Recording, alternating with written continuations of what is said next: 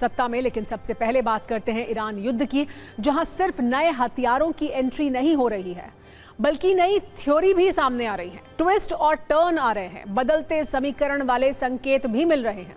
आज सत्ता के न्यूज मित्रों को ईरान बमबारी, मिसाइल हमले, गिरती इमारतें, ध्वस्त होते सैन्य ठिकानों की तस्वीरों के साथ नई कहानी भी हम बताने जा रहे हैं, जिसमें 3 कैरेक्टर प्रमुख हैं। अमेरिका के राष्ट्रपति डोनाल्ड ट्रंप, इजराइल के प्रधानमंत्री बेंयामिन नेतन्याहू और ईरान के नए सुप्रीम लीडर मुज्तबा खामेनेई।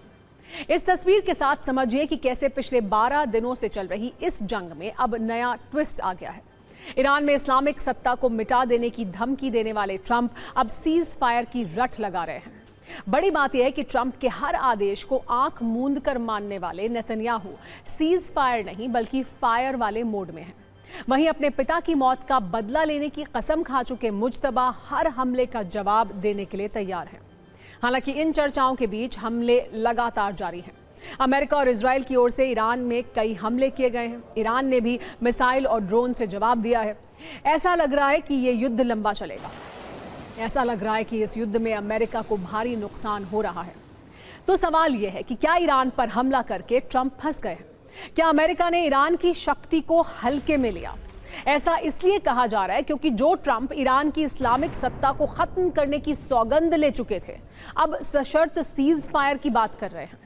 आपको 2 खबरें देते हैं, 2 संकेत भी, जो ये बता रहे हैं कि आखिर ट्रंप और नेतन्याहू के बीच ईरान युद्ध को लेकर चल क्या रहा है। जो नए दावे और नई जानकारी अब सामने आ रही है, उसके मुताबिक ट्रंप के तेवर नरम पड़ रहे हैं। ऐसी रिपोर्ट है जिसमें यह कहा गया है कि ट्रंप सीज फायर के लिए बातचीत करने को तैयार है। ट्रंप ने ईरान से बातचीत की बात भी कही है। इस पूरी कहानी को कुछ और जानकारी के साथ आइए विस्तार देते हैं, ताकि आप ये समझ पाएं कि ईरान को लेकर ट्रंप के दिमाग में क्या चल रहा है। नई रिपोर्ट में यह दावा किया गया है कि ट्रंप किसी लंबे युद्ध में नहीं फंसना चाहते, इसलिए ट्रंप किसी भी वक्त सीज फायर की घोषणा कर सकते हैं। बताया तो यह भी जा रहा है कि ट्रंप के विशेष दूत स्टीव विटकॉफ और जैरेड कुशनर इजराइल जा सकते हैं। इजराइल के साथ सीज फायर पर बात हो सकती है। ईरान पर कूटनीतिक दबाव की रणनीति बन सकती है। लेकिन सीज फायर की चर्चा के बीच इजराइल का प्लान सिर्फ और सिर्फ बारूदी हमले वाला है। इजराइल ने आज भी ईरान के अहम ठिकानों पर भीषण बमबारी की है। युद्ध का अब तक का सबसे बड़ा हमला किया है। इजराइल ज्यादा से ज्यादा नुकसान करना चाहता है। इजराइल चाहता है ईरान कई साल उबर ना सके। ऐसे बयान अमेरिका, इजराइल और ईरान से आ रहे हैं, जिसमें धमकियां भी हैं, नए संकेत भी हैं और महायुद्ध में आ रहे ट्विस्ट वाली कहानी भी है। अगर आप ट्रंप के पिछले कुछ फैसलों पर नजर डालेंगे तो वो कहते कुछ हैं और करते कुछ और हैं। इसलिए उनके सीज फायर वाली चाहत को कितनी गंभीरता से लिया जाएगा, ये भी एक बड़ा प्रश्न है। इसे आप ऐसे भी समझ सकते हैं, पिछले कुछ घंटों से ईरान में हमले बढ़ गए हैं। अमेरिका और इजराइल की तैयारियां भी बढ़ गई हैं। ऐसी खबरें हैं कि ईरान पर कभी भी बड़ा हमला हो सकता है, क्योंकि ऐसे वीडियो वायरल हो रहे हैं जिसमें अमेरिका के B-1 बॉम्बर को देखा गया है। उड़ानें भरते बॉम्बर से तेहरान में दहशत है। ब्रिटेन के फेयरफोर्ड बेस से B-1 बॉम्बर की उड़ान देखी गई है। ऐसे ईरान के खिलाफ अमेरिकी ऑपरेशन में ब्रिटेन की एंट्री भी कह सकते हैं। B-1 बॉम्बर 75,000 पाउंड हथियार ले जाने में सक्षम है, भारी तबाही लाने में सक्षम है। इतना ही नहीं, अमेरिका ने टोमाहॉक मिसाइल से तबाही वाला ट्रेलर भी दिखाया है। टोमाहॉक मिसाइल अमेरिकी नेवी की एक प्रमुख लंबी दूरी की क्रूज मिसाइल है, जो जहाज़ों या पनडुब्बियों से लॉन्च की जाती है। ये बहुत सटीक होती है और हज़ारों किलोमीटर तक लक्ष्य को भेज सकती है। दावा है कि अमेरिका ने ऑपरेशन एपिक फ्यूरी के तहत ईरान पर टोमाहॉक मिसाइलों का इस्तेमाल किया है और अमेरिकी नेवी की ओर से कई लॉन्च वीडियो जारी किए गए हैं। इसके अलावा ईरान के अलग अलग शहरों में अमेरिका और इजराइल की बमबारी जारी है। इसके कई नए वीडियो सामने आए हैं जो डराने वाले हैं, जो ये बता रहे हैं कि ईरान में हालात कितने बिगड़ चुके हैं, जो ये बता रहे हैं कि कैसे ईरान में अमेरिका के टारगेट पर प्रमुख संस्थान हैं, मिसाइल सेंटर हैं, सैन्य मुख्यालय हैं। लेबनान की राजधानी बेरूत में इजराइल के हमलों की तस्वीर भी देखिए, कैसे हर तरफ तबाही है। इजराइल के हवाई हमले बेरूत के दक्षिणी इलाकों में ज्यादा हो रहे हैं। अब तक के हमलों में लेबनान में 500 से ज्यादा लोगों की जान जा चुकी है। 7 लाख से ज्यादा लोग विस्थापित हो चुके हैं। इतना ही नहीं, लेबनान में इजराइल ने फॉस्फोरस बॉम्ब भी बरसाए हैं। लेबनान के दक्षिणी इलाकों में फॉस्फोरस बॉम्ब गिराए गए हैं। ये सबसे खतरनाक बम है। अगली तस्वीर ईरान के रेडियो स्टेशन पर अमेरिका के हमले की है। अमेरिका के टारगेट पर ईरान के सभी सत्ता सेंटर्स हैं। IRGC के अहम ठिकाने, मंत्रालयों के दफ्तर पर बमबारी की जा रही है। इस बीच खबर यह भी है कि ईरान में अमेरिका जल्द ग्राउंड ऑपरेशन शुरू कर सकता है। अमेरिकी सेनेटर रिचर्ड ब्लूमेंथेल ने इसके संकेत दिए हैं। ईरान के अंदर स्पेशल फोर्स भेजने की तैयारी है। ईरान और इजराइल एक दूसरे पर हमले कर रहे हैं, लेकिन इन हमलों के बीच युद्ध का सेंटर पॉइंट हॉर्मुज स्ट्रेट बन गया है। अरब सागर में ये ऐसा इलाका है जिस पर फिलहाल पूरी दुनिया की नजर है, क्योंकि दुनिया के तेल का बड़ा हिस्सा इसी रास्ते से गुजरता है। ईरान जानता है कि यह समुद्री रास्ता उसके लिए गेम चेंजर साबित हो सकता है। उसने पहले ही इस रास्ते से तेल टैंकर्स को गुजरने देने की चेतावनी दी है। लेकिन अब खबर है कि ईरान ने यहां समंदर के नीचे सी माइंस का जाल बिछाने की तैयारी कर ली है। ये वो बारूदी जाल है जो दिखाई नहीं देता, लेकिन जहाज को छूते ही समंदर को आग के दरिया में बदल देता है। ईरान के इस प्लान को लेकर यूएस इंटेलिजेंस ने बड़ा दावा किया है। कहा गया है कि ईरान यहां बड़ी संख्या में माइंस बिछाने की तैयारी कर रहा है। दावा किया गया है कि पिछले कई दिनों में ईरान ने चुपके से समंदर के नीचे अपने जहाजों से कुछ सी माइंस बिछाई भी हैं। बताया जा रहा है कि अमेरिकी हमलों के बाद ईरान के पास 2000 से 6000 तक नेवी माइंस का जखीरा हो सकता है, जो उसकी 80% से 90% तक छोटी नावें और माइन लेयर्स भी सुरक्षित हैं, जिनकी मदद से समंदर में बारूदी माइंस बिछाई जाती हैं। हालांकि पिछले 2 दिनों में अमेरिका ने एक के बाद एक कई जहाजों को उड़ाकर ईरान के इस खतरनाक प्लान को नाकाम करने की कोशिश की है। अमेरिका ने स्ट्रेट ऑफ हॉर्मुज में हमला कर ईरान के 16 जहाजों को उड़ा दिया। साथ ही 10 बोट तबाह करने का भी दावा किया गया है। कहा जा रहा है कि ईरान के ये जहाज यहां सी माइंस बिछा रहे थे। अमेरिका की तरफ से इसका एक वीडियो भी जारी किया गया है। इसमें एक एक कर ईरान के 8 जहाजों को मिसाइल अटैक से नष्ट करते हुए दिखाया गया है। इन हमलों के बाद ट्रंप ने एक पोस्ट में ईरान को धमकी भी दी। ये कहा कि अगर माइंस लगाई हैं तो हटा लो, वरना भयानक अंजाम भुगतोगे। इस पर ईरान के NSA यानी राष्ट्रीय सुरक्षा सलाहकार अली लारिजानी ने जवाब दिया, ईरान के लोग तुम्हारी इन खोखली धमकियों से नहीं डरते। ईरान के तेवर बताते हैं कि वो हॉर्मुज स्ट्रेट में माइंस लगाकर उसे पूरी तरह ब्लॉक करने का मन बना चुके हैं। अब आपको समझाते हैं कि समंदर में पानी के नीचे बारूद कैसे बिछाया जाता है। पहले उस जगह का चुनाव किया जाता है जहां माइंस बिछाने का सबसे ज्यादा असर हो। फिर किसी जहाज, पनडुब्बी या विमान से माइंस बिछाई जाती हैं। इसके बाद माइंस का सेंसर मोड एक्टिव हो जाता है। जैसे ही कोई जहाज इसकी रेंज में आता है, सेंसर उसे डिटेक्ट कर लेता है और जहाज पास आते ही विस्फोट हो जाता है। ईरान पहले से ये जानता था कि अगर अमेरिका का हमला हुआ तो हॉर्मुज स्ट्रेट पर कब्जा बहुत अहम होगा, इसलिए उसने नेवल माइंस के विकास पर खास ध्यान दिया है। ईरान के पास रूसी तकनीक पर आधारित सदाफ सीरीज की माइंस हैं, जो जंजीरों से बंधी कॉन्ट्रैक्ट माइंस हैं। ये समंदर की सतह पर पानी के 1 से 3 मीटर नीचे तैरती हैं। किसी शिप के टकराने पर धमाका होता है। ईरान के पास ऐसे माइंस की संख्या हजारों में है। इसके अलावा MDM-3 और MDM-6 जैसी आधुनिक रूसी डिजाइन वाली माइंस भी हैं, जो इन्फ्लुएंस सेंसर तकनीक पर काम करती हैं। इन्हें समंदर की गहराई में बिछाया जाता है, जिससे इनका आसानी से पता लगाना मुश्किल होता है। इन्हें लंबे वक्त तक स्लीप मोड पर रखा जा सकता है और जरूरत पड़ने पर ही एक्टिव किया जाता है। दावा है कि ईरान ने पिछले कुछ दिनों में माइक्रो प्रोसेसर वाली आधुनिक माइंस भी बना ली हैं, जो खास तौर पर बड़े तेल टैंकर्स और एयरक्राफ्ट कैरियर को निशाना बनाने के लिए हैं। इनमें से कुछ तो टॉर्पीडो की तरह अपने टारगेट की तरफ जाकर भी उसे तबाह कर सकती हैं। अमेरिका ईरानी जहाज़ों पर हमला कर ये सुनिश्चित करना चाहता है कि वो हॉर्मुज स्ट्रेट में ज़्यादा माइंस ना बिछा पाए, क्योंकि अगर एक बार माइंस बिछा दी गई तो फिर इन्हें हटा पाना आसान काम नहीं है।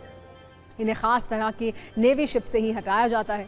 ऐसे शिप को माइन हंटर कहा जाता है। ये ship under water drone launch कर माइंस को दूर से ही नष्ट कर देते हैं। फिलहाल अमेरिका के पास ऐसे 3 माइंस हटाने वाले शिप हैं, लेकिन परेशानी ये है कि तीनों ही शिप फिलहाल ईरान से बहुत दूर हैं। अमेरिका की परेशानी सिर्फ ये बारूदी माइंस ही नहीं है, बल्कि ईरान का घातक और गुप्त असदार हथियार भी एक बड़ा संकट है, जिसे समुद्र का अदृश्य शिकारी भी कहते हैं, क्योंकि असदार टॉर्पीडो और माइन के बीच की एक हाइब्रिड तकनीक है। असदार एक अनमैन्ड अंडर वाटर व्हीकल है, जिसे ईरान ने हॉर्मुज स्ट्रेट में सक्रिय कर दिया है, जो पानी के नीचे चलकर आसानी से टारगेट को तबाह कर सकता है। दिखने में तो ये किसी टॉर्पीडो जैसा ही होता है, लेकिन सोनार सिस्टम के लिए इसे पकड़ना बहुत मुश्किल होता है। इसलिए अजदार घात लगाकर हमले करने में सक्षम है। आमतौर पर इसकी रफ्तार करीब 46 किलोमीटर प्रति घंटा की होती है। ये 200 किलो से ज्यादा विस्फोटक ले जा सकता है। इतना विस्फोटक किसी भी बड़े टैंकर या युद्धपोत को तबाह करने के लिए काफी है। अमेरिका जानता है कि अगर हॉर्मुज स्ट्रेट युद्ध का सेंटर बना तो बड़ा नुकसान होगा, इसलिए धमकियां रिलीज की जा रही हैं। इन धमकियों और तैयारियों के बीच आपको ये भी बता देते हैं कि आखिर हॉर्मुज स्ट्रेट पर बारूदी बैटल इतनी क्यों बढ़ गई है। दरअसल यहीं से दुनिया का 20% तेल निर्यात होता है। हॉर्मुज स्ट्रेट फारस की खाड़ी और अरब सागर के बीच एक छोटा सा समुद्री रास्ता है। ये खाड़ी देशों से ऑयल सप्लाई का एक अहम समुद्री रूट है। इसकी लंबाई करीब 167 किलोमीटर और चौड़ाई करीब 33 किलोमीटर है, जिसमें से सिर्फ 3 किलोमीटर चौड़ी ही शिपिंग लेन है, जिसमें समुद्री जहाज गुजरते हैं। ये ईरान के प्रभाव वाला जल क्षेत्र है, लेकिन इसके आसपास अमेरिका के जहाज भी गश्त करते रहते हैं। फिलहाल की अगर बात करें तो ईरान ने हॉर्मुज स्ट्रेट को लगभग ब्लॉक किया हुआ है। 700 से ज्यादा टैंकर फंसे होने की खबर है। ये जहाज ओमान की खाड़ी और अरब सागर में फंसे हुए हैं। इस रूट से आने वाला 86% क्रूड ऑयल रुका हुआ है। अब रोजाना यहां से करीब 2 मिलियन बैरल तेल गुजर रहा है। युद्ध से पहले करीब 20 मिलियन बैरल तेल यहां से रोज गुजरता था। युद्ध की वजह से समुद्री बीमा कंपनियों ने वॉर रिस्क कवर करना भी बंद कर दिया है। ऐसे में बिना बीमा जहाज मालिक रिस्क लेने को तैयार नहीं है। ये सारी परिस्थितियां आने वाले दिनों में पूरी दुनिया में तेल और गैस की किल्लत को पैदा कर सकती हैं। सुरंगें जो हैं वो किसी भी तरह से बिछाई जा सकती हैं। इसके लिए कोई विशेष पोत की जरूरत नहीं है। मछुआरे की नौका भी माइंस ले जा सकती हैं और वो डाल सकती हैं जहां पर कि सुनिश्चित जगह हो। ईरान ने 1 घंटा पहले ये धमकी दी है कि दुनिया को $200 पर बैरल तेल के लिए तैयार हो जाना चाहिए। समस्या यह है कि अगर ये लंबे समय तक चली तो आर्थिक रूप से न केवल ग्लोबली बल्कि भारत को भी डायरेक्टली असर पड़ेगा और जो इन्फ्लेशन के टारगेट्स हैं उनमें आई थिंक अचीव करने में समस्या का सामना करना पड़ेगा भारत को, भारत सरकार को। अब आपको ऑल इंडिया सिलेंडर संकट के दावे वाली वीडियो कुंजी दिखाते हैं। इसकी तस्वीरें और अलग अलग तरह के दावे आपने भी देखे और सुने होंगे, लेकिन ये दावे कितने सच हैं? क्या वाकई सिलेंडर वाला डर अब घर घर में पहुंच रहा है? आखिर भारत में गैस संकट वाला तनाव क्यों है? इसे लेकर हमने एक ऐसी कुंजी तैयार की है जिससे आपका कंफ्यूजन दूर हो जाएगा। लेकिन सबसे पहले उन शहरों के नाम जहां से सिलेंडर क्राइसिस वाली खबरें आ रही हैं, और इनमें कोई एक राज्य या शहर नहीं है। दिल्ली, मुंबई, यूपी, पंजाब, राजस्थान तक एलपीजी वाला पैनिक बटन दब गया है। लोग सिलेंडर के लिए रात 3 बजे से लाइन में लग रहे हैं। कहीं 10-10 दिन पहले सिलेंडर की बुकिंग हो गई है, लेकिन लोग उसे पाने के लिए तरस रहे हैं। और ये सिर्फ खबरें नहीं हैं, हमारे पास इससे जुड़े कई वीडियो भी सामने हैं। मुमकिन है कि इससे जुड़े कुछ वीडियो फॉरवर्ड होते हुए आपके पास भी पहुंचे होंगे, लेकिन क्या वाकई में जैसी तस्वीरें हैं वैसा संकट भी है? क्या ये सिलेंडर क्राइसिस जमाखोरों के लिए आपदा में अवसर बन जाता है? सरकार इससे कैसे निपट रही है? इसका जवाब आज आपको इस कुंजी में मिलेगा। लेकिन देश के अलग अलग हिस्सों से क्या खबरें आ रही हैं वो देखिए। मुंबई में सिलेंडर संकट के बीच अचानक इंडक्शन खरीदने के लिए लोग टूट पड़े हैं। दिल्ली में भी इंडक्शन की बिक्री 500% तक बढ़ गई है। चंडीगढ़ में बुकिंग के बाद भी लोग सिलेंडर पाने के लिए तरस रहे हैं। पटना से भोपाल तक गैस एजेंसियों के बाहर लंबी लंबी लाइनें लगी हैं। सिलेंडर के इंतजार में लोग रात रात भर से खड़े हैं। दावा है कि जयपुर के गांवों में तो अब उज्ज्वला योजना के सिलेंडर भी नहीं पहुंच रहे हैं। लखनऊ के लोग ये बता रहे हैं कि 2 से 3 मार्च को बुकिंग कर दी गई थी, लेकिन अब तक सिलेंडर के लिए सिर्फ इंतजार करना पड़ रहा है। खबर है कि नागपुर के कई होटलों में गैस खत्म हो गई है और अब वो लकड़ी के चूल्हे जलाकर खाना बना रहे हैं। जबलपुर में कमर्शियल सिलेंडर की आपूर्ति पर रोक के बाद होटलों के सामने बड़ा संकट खड़ा हो गया है। इसके अलावा यूपी के सिद्धार्थनगर में पुलिस सुरक्षा के बीच लोगों को सिलेंडर बांटे जा रहे हैं। क्योंकि शादियों का सीजन भी है, इसीलिए केटरर्स दावा कर रहे हैं कि हालात इमरजेंसी जैसे हैं।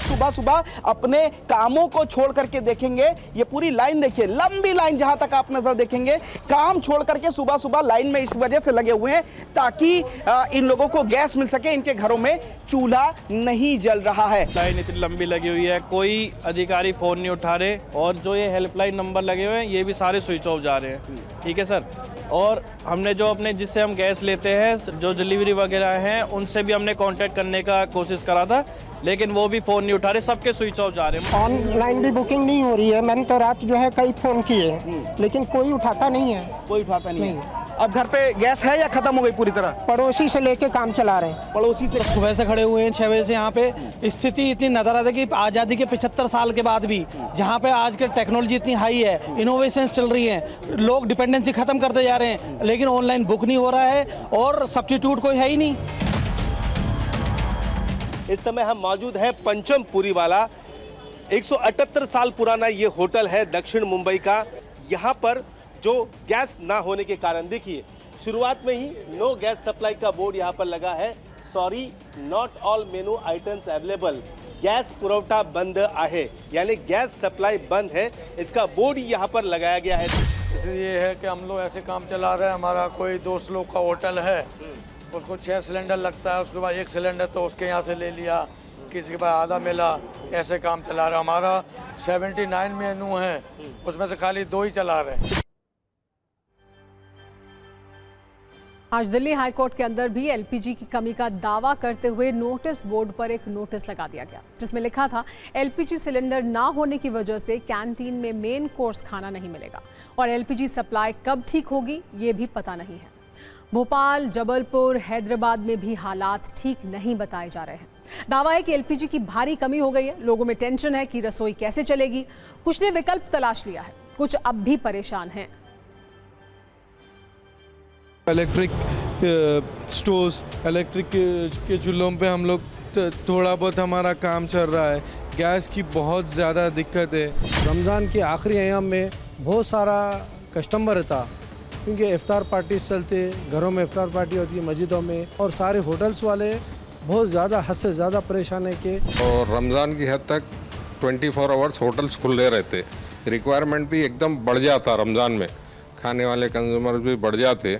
इसमें एक नया इश्यू हो गया, हम जितने पैसे देना चाह रहे हैं हम पैसे देने को तैयार हैं, मगर गैस की सप्लाई नहीं हो रही हमारे पास। नागपुर में कमर्शियल गैस सिलेंडर का वितरण आज से बंद हो गया है और आप देख सकते हैं बहुत से होटल्स में चूल्हे पर खाना बनाना शुरू कर दिया है। अभी तक तो हम लोगों को सिलेंडर मिल रहे थे, लेकिन आज कंपनियों ने बोल दिया कि नहीं सिलेंडर नहीं है, तो इसलिए हम लोगों ने पर्यायी व्यवस्था अपने चूल्हे की व्यवस्था करके अपना धंधा चला रहे।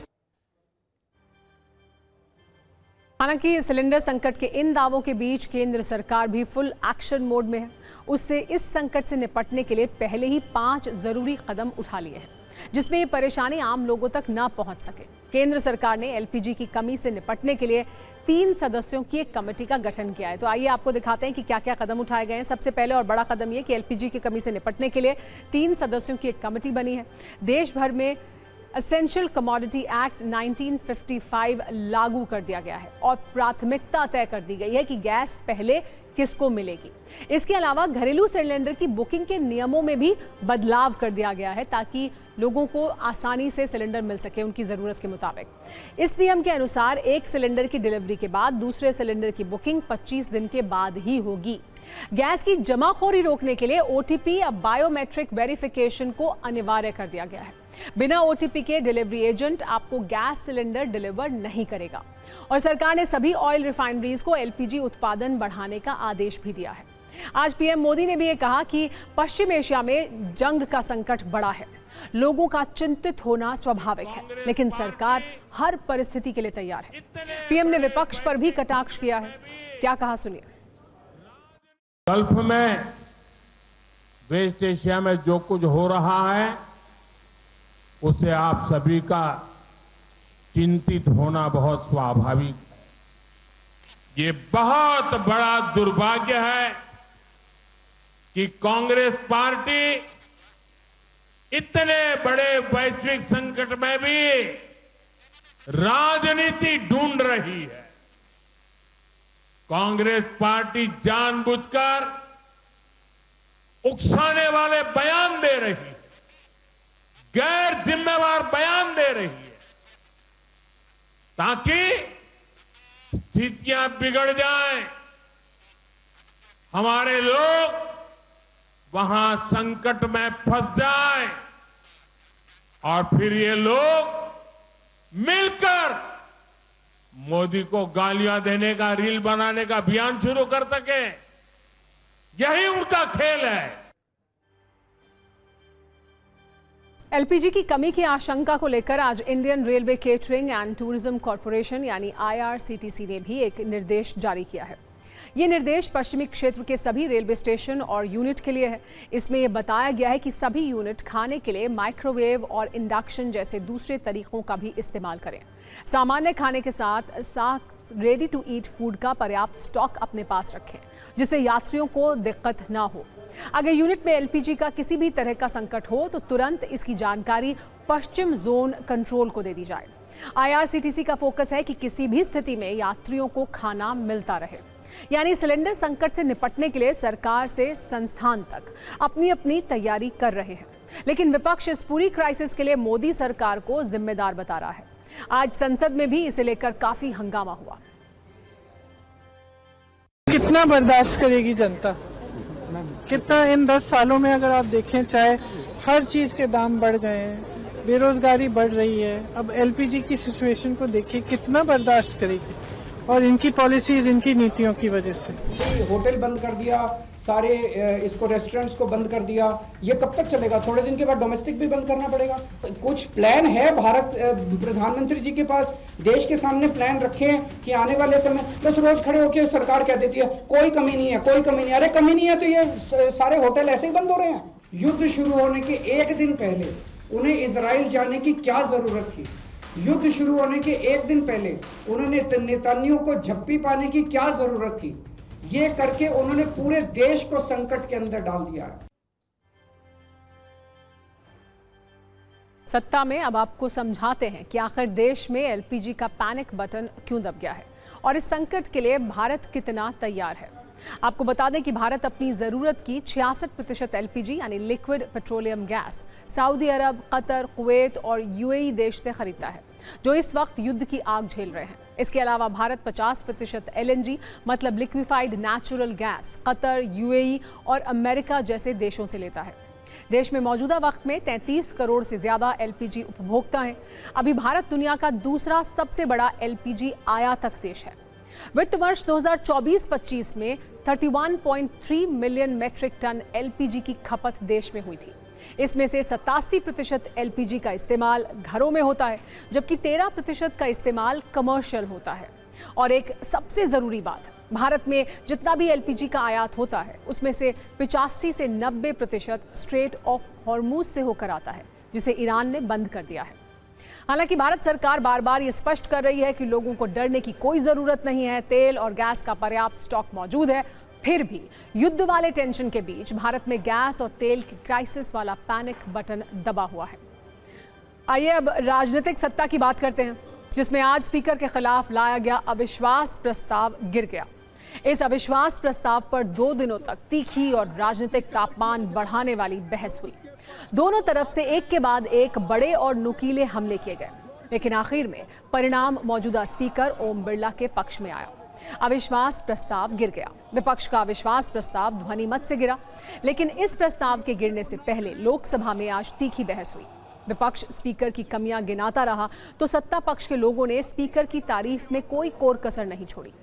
कल से हो रही इस बहस के आखिर में आज अमित शाह ने अपनी बात रखी। उन्होंने भी विपक्ष पर तीखे हमले किए। अमित शाह ने इस बहस में 3 बड़े हमले किए। उन्होंने राहुल गांधी का नाम लिए बिना कहा कि संसद में नियमों से बोलना पड़ता है। यहाँ शशि थरूर, बालू साहब जैसे वरिष्ठ सदस्य बैठे हैं, वो क्यों नहीं सिखाते उन्हें? इतना सिखा दें तो समस्या का वही समाधान हो जाएगा। साथ ही उन्होंने कहा कि स्पीकर पर अविश्वास देश की बदनामी है। उन्होंने ये भी कहा कि जो लोग ये कहते हैं कि उन्हें बोलने नहीं दिया जाता, जब बोलने का मौका आता है तो जर्मनी, इंग्लैंड घूमते हैं। अमित शाह के भाषण के दौरान विपक्षी सांसदों ने कई बार हंगामा भी किया।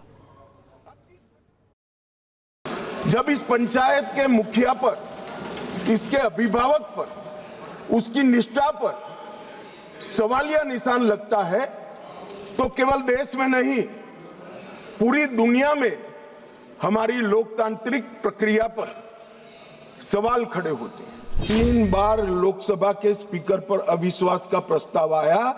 भारतीय जनता पार्टी और एनडीए कभी विपक्ष के में रहते हुए लोकसभा स्पीकर पर अविश्वास का प्रस्ताव नहीं लाई। जेल में आकर कागज फाड़कर स्पीकर की चेयर पर फेंकना, आप असहाय बना देना चाहते हो स्पीकर साहब को। आपको अधिकार दिया है, संविधान ने अधिकार दिया है, मगर कोई विशेषाधिकार नहीं दिया है। इमरजेंसी नहीं है भैया, कोई विशेषाधिकार नहीं है कि हमने कभी विपक्ष की आवाज दबाने का काम नहीं किया। और ये लोग जो अभी मेरी आवाज दबाने का प्रयास कर रहे हैं, उनको मैं कहना चाहता हूं, विपक्ष की आवाज दबाने का काम तो 1975 में हुआ था, जब समूचा विपक्ष जेल के अंदर बंद कर दिया गया। जब भी बजट सत्र आता है या महत्वपूर्ण सत्र आता है, उनकी विदेश यात्रा लग जाती है। पूरी कांग्रेस पार्टी को पूछना चाहता हूं कि अक्साई चीन का 38,000 वर्ग किलोमीटर क्षेत्र किसके समय में चीन हड़प गया? कांग्रेस पार्टी के समय में हड़प गया। भाजपा का विरोध करते करते करते ये भारत का विरोध करने लगा। इस प्रस्ताव को बहुमत के साथ खारिज कर दिया जाए। इससे पहले आज लोकसभा की शुरुआत ही तीखे भाषणों से हुई। कांग्रेस की तरफ से केसी वेणुगोपाल, समाजवादी पार्टी की तरफ से राजीव राय, तो बीजेपी की तरफ से रविशंकर प्रसाद और अनुराग ठाकुर ने विरोधियों पर खूब हमले किए। इस बहस के दौरान एक मौका ऐसा भी आया कि राहुल गांधी और रविशंकर प्रसाद के बीच सीधा एनकाउंटर हुआ। रविशंकर प्रसाद ने राहुल गांधी और विपक्ष पर कई आरोप लगाए। इस पर राहुल गांधी अपनी सीट पर खड़े हुए। उन्होंने कहा कि कई मौकों पर मेरा नाम लिया गया, हर समय हमें बोलने से रोका गया। पहली बार विपक्ष के नेता को नहीं बोलने दिया गया। पीएम कॉम्प्रोमाइज्ड हैं। राहुल के इतना ही बोलने पर रविशंकर प्रसाद ने कहा कि नेवर नेवर, पीएम मोदी का भारत कभी कॉम्प्रोमाइज नहीं होगा। इनको बेसिक समझदारी भी नहीं है। स्पीकर की चेयर को कई बार घेरा गया, कागज फेंके गए, लेकिन वो मुस्कुराते रहे। कुल मिलाकर दोनों तरफ से खूब हमला किया गया।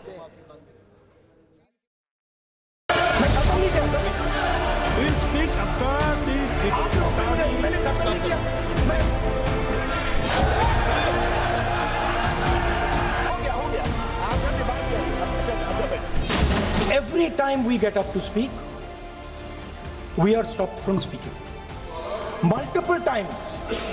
In the last time I spoke, I raised fundamental questions about the compromises that has been made by our Prime Minister. Multiple times I have been stopped from speaking. Last time I raised the issue of the Prime Minister being compromised. I raised the issue of Mr. Naravane.